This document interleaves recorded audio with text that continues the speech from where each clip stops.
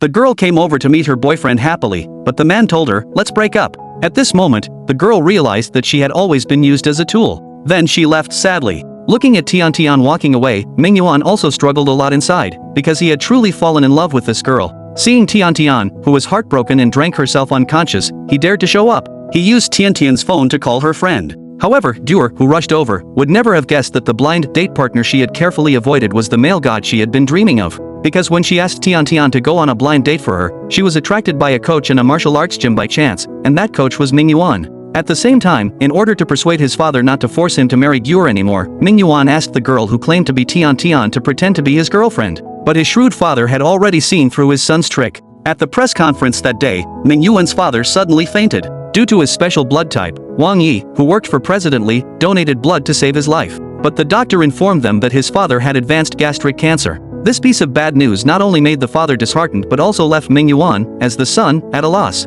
To express his gratitude to Wang Yi, Ming Yuan's father paid a personal visit to his home. As a result, he found that Wang Yi was an acquaintance from 20 years ago. He was certain that Wang Yi must be the son he had been searching for many years. Then he discovered that Tian Tian, who had come to his home for a meal a few days ago, knew Wang Yi. And from their conversation, he overheard that this girl was actually Duer, the daughter of President Li, and also learned that Wang Yi liked her. In order to prevent Wang Yi from being infatuated with Duer, he quickly called Ming Yuan and asked him to bring the girl from last time home for a meal. Thinking that Ming Yuan was just an adopted child anyway, and now that he knew the girl's true identity, he planned to make Ming Yuan and Duer get together. This way, not only could he achieve an alliance with President Li's family, but also make his biological son Wang Yi give up liking Duer. So he arranged for someone to find Duer and told her that a man had prepared a surprise for her. Coincidentally, Duer was about to go on a date with the coach that day, so she thought it was the coach. Then she followed them to a resort hotel. Looking at the romantic room, happy Duer drank the red wine on the table. At the same time, the people arranged by the father found Ming Yuan, stunned him when he wasn't paying attention, and then took him to Duer's room. The drunk Duer pounced on Ming Yuan, and this scene was photographed by the people who had prepared in advance.